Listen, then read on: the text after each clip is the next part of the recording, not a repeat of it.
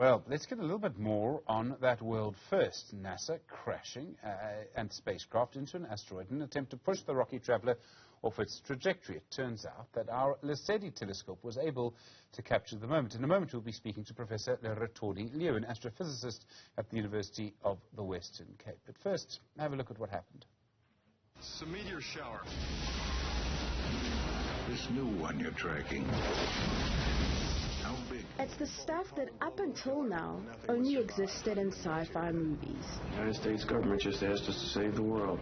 The National Aeronautics and Space Administration has figured out how to save the world from a possible Armageddon. And it's all thanks to DOT. In a first for humanity, NASA's double asteroid redirection test spacecraft has managed to successfully deflect the path of an asteroid.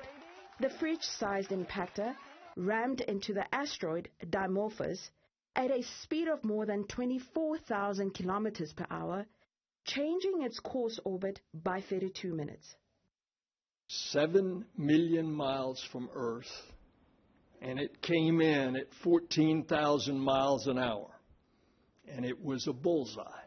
DART shortened the 11-hour and 55-minute orbit to 11 hours and 23 minutes, and it moved it in another location. This means that NASA now has the capacity to prevent a potential doomsday meteorite collision with our planet. And this mission shows that NASA is trying to be ready for whatever the universe throws at us. I believe that NASA has proven that we are serious as a defender of the planet. Scientists will now have to wait until next month to find out whether DART's mission succeeded beyond its intended impact. Professor Lerothodi Leeuw is an astrophysicist at the University of the Western Cape. Professor Leeuw, good afternoon. I really appreciate the time, and thank you. So you've got this rocket speeding towards an asteroid, which is actually quite small, which is very far away, which is moving, and then you want to see if when it hits, if the orbit has changed. Bear in mind it's moving in lots of different directions. How difficult is it to see that, to check that?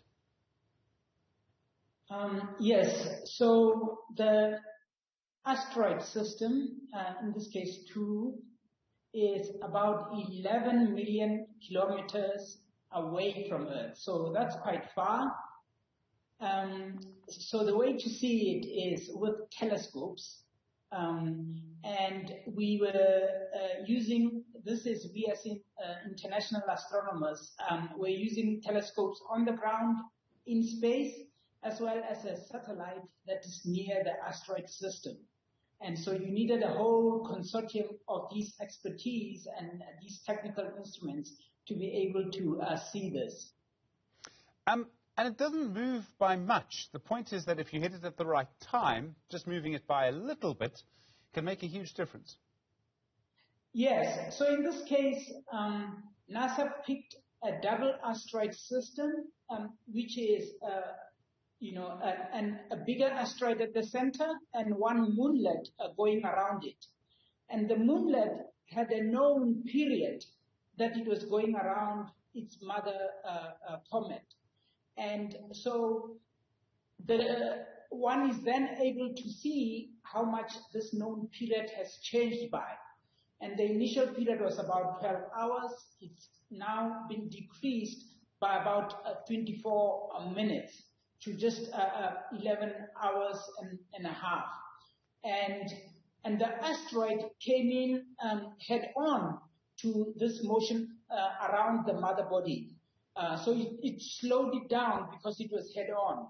And so the great thing about it is that it was, it made it a little bit easier to be able to measure how much the deflection is, has been because of the particular system that was chosen.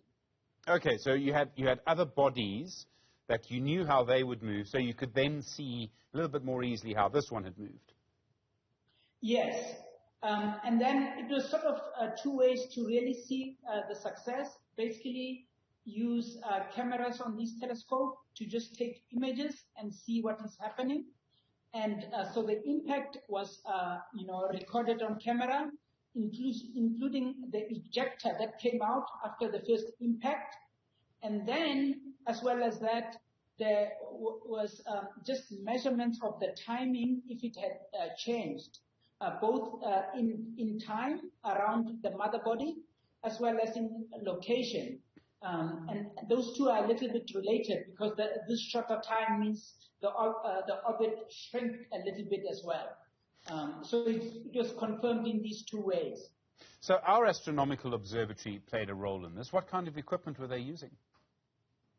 So these were cameras then that were directly taking a picture of the orbit, so that one measures the impact. But the big determining factor for our telescopes was measuring the orbit.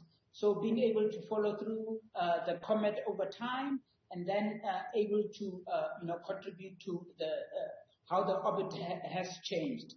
The big telescopes that played a big impact in taking the images, including the ejector, Hubble Space Telescope was one of them in space, and also a little satellite that was sent together with the one that made the impact was also one that was able to measure, to actually take a photograph of the impact.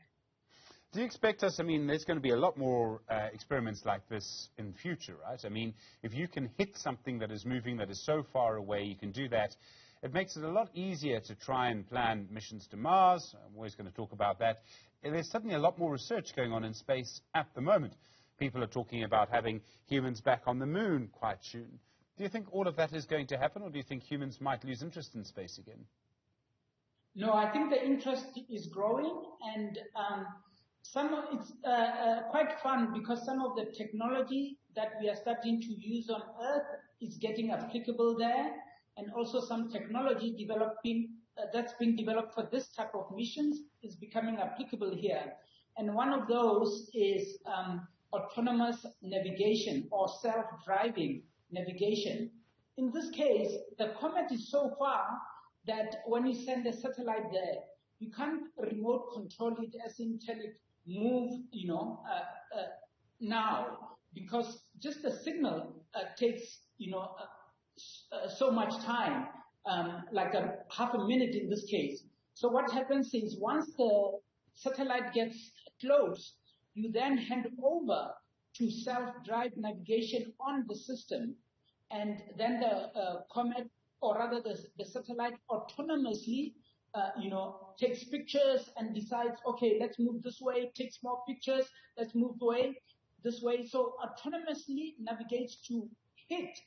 And these kind of technologies will become applicable here on Earth as well. Right now, we don't use a lot of this adaptive navigation where you are continuously taking pictures and adjusting, but it should also become more available here on Earth. Professor, thank you so much. Professor Lerothodi